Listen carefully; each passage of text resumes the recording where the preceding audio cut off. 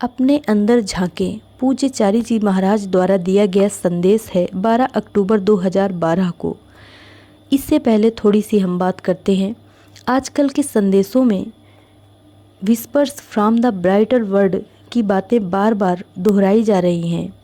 पूज्य चारी जी ने कई बार उनका जिक्र किया है, तो मैं चाहती हूँ कि यदि आप लोग सुनना चाहते हैं तो कमेंट करिए, बताइए कि इन पुस्तकों को पढ़ूँ मैं।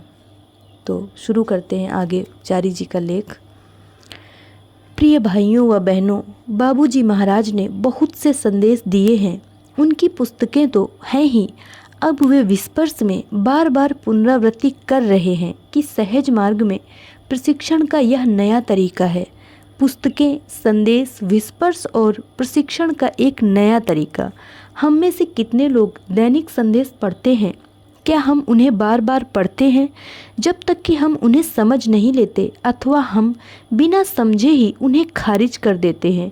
जैसा कि बाबूजी महाराज स्वयं विस्पर्श में कहते हैं कि हर धर्म में सभी ग्रंथ इसी प्रकार ऊपर से प्राप्त हुए हैं। हम ऊपर से इसलिए कहते हैं क्योंकि इससे बेहतर कोई और शब्द नहीं है, ऊपर और नीचे। अब आज की कृष्णा द्वारा दी गई वार्ता को लें, यह और वह, तो मैं सुझाव दूंगा कि ऊपर और नीचे भी समाप्त हो गए हैं। नहीं, यह और वह का अर्थ है कि द्वैत का संसार अब नहीं है। कोई भगवान नहीं, कोई शैतान नहीं। सहज मार्ग में आप जानते हैं, भगवान की धारणा अपने अनास्तित्व के कारण कभी समझ में आती है तो कभी हमें परेशान करती है। बाबूजी तो यहाँ तक कहते हैं कि यदि मैं कभी भगवान को देख पाया तो वह केवल मेरे मालिक की कृपा से। तो मैं किसका धन्यवाद करूं अथवा किसके प्रति पूज्य भाव रखूं? उन्होंने यह प्रश्न हमारे उत्तर के लिए छोड़ दिया। उनका अपने गुरु के प्रति इस हद तक भक्ति भाव था कि उन्होंने यह कहा कि लाला जी महाराज के बिना वे भगवान को कभी नहीं देख पाते। इसलिए उनकी कृतज्ञता पूर्णतया लाला जी महाराज के प्रति थी। हम में से कितने लोग अपने गुरु के इस प्रकार के वक्तव्य को स्वीकार करने के लिए तैयार हैं?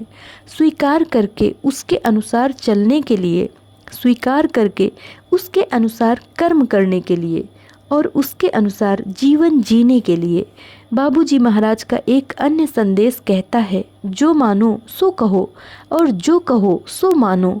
अब हर बार बाबूजी महाराज के साथ मेरे प्रारंभिक संपर्क के दौरान बहुत समय तक जब मैं भाइयों और बहनों कहता था तो मुझे थोड़ा अपराध बोध होता था, क्योंकि जो मानो सो कहो और जो कहो सो मानो के अनुसार उनमें से या आप में से कितने को मैं वास्तव में बहन और भाई मानता हूँ? क्या यह केवल संबोधन का एक निरर्थक ढंग बन गया है, जैसा कि राजनीतिज्ञ कहते हैं? भाइयों और बहनों, अथवा यह दिल से निकलता है? यदि यह दिल से नहीं निकलता है तो इसका कोई मूल्य नहीं है।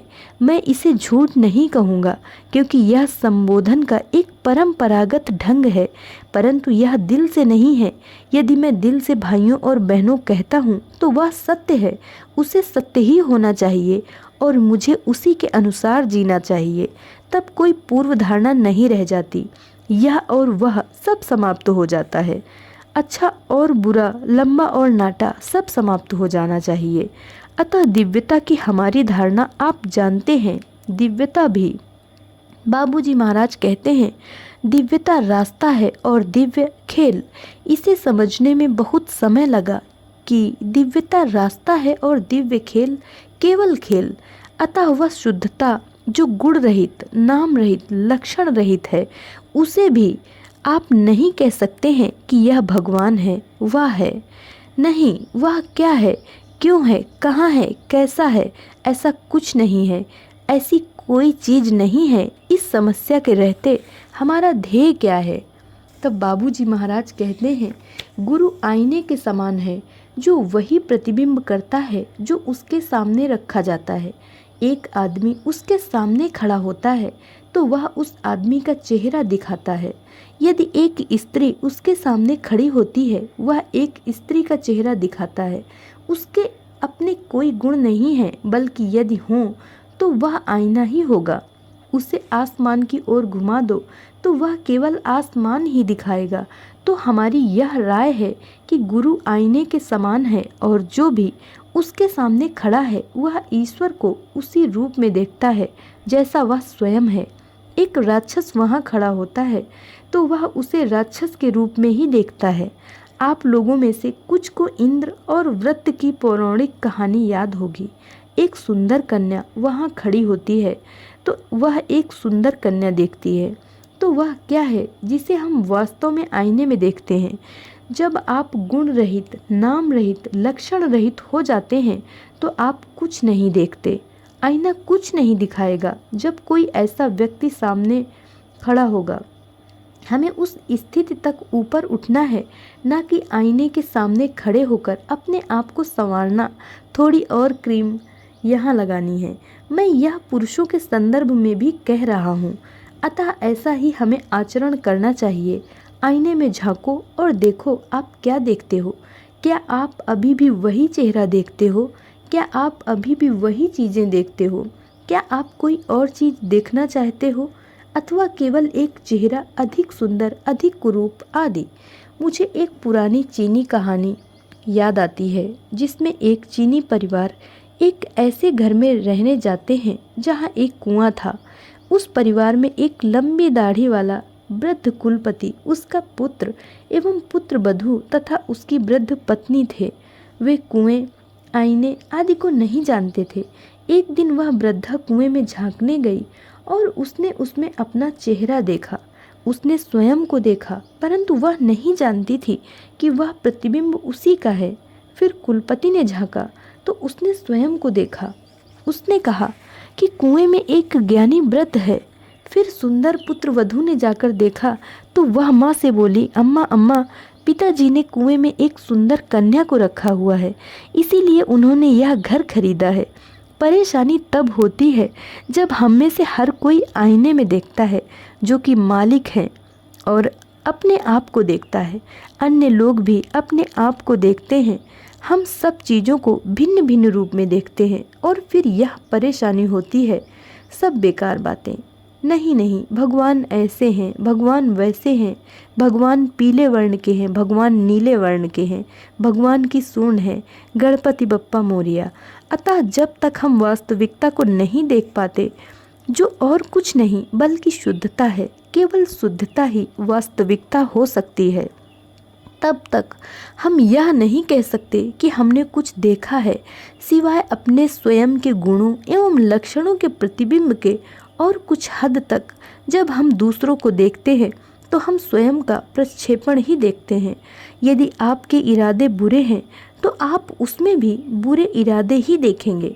आप जानते हैं, अक्सर जब आप सड़क पर जाते हैं तो आप देखते हैं कि एक खाकी वर्दी वाले को देखकर कोई दूसरी ओर इशारा करते हुए भागने लगता है। वह प्राधिकारी वर्दी वाला है और इस व्यक्ति ने कानून तोड़ा है कि नहीं? खाकी वर्दी वाले को देखकर अन्य लोग क्यों नहीं भागते?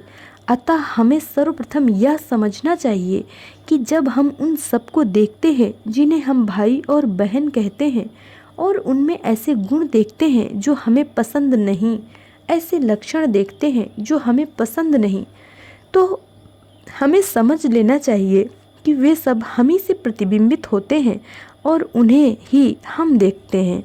इसलिए मैंने प्रायः विशेषतया पश्चिमी देशों में यह कहा है कि यदि एक स्त्री आईने में देखती है और जो वह देखती है वह उसे अच्छा नहीं लगता तो आईना तोड़ने से कोई लाभ नहीं।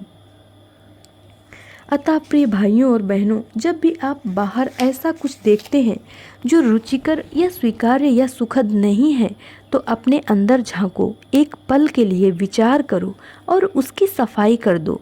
कुछ सेकंड या मिनट और आप पाएंगे कि आप जहाँ पर भी हों, इस प्रकार की अल्पकालिक सफाई इतनी प्रभावकारी है कि वह आपकी उन्नति का गतिवर्धन करती है।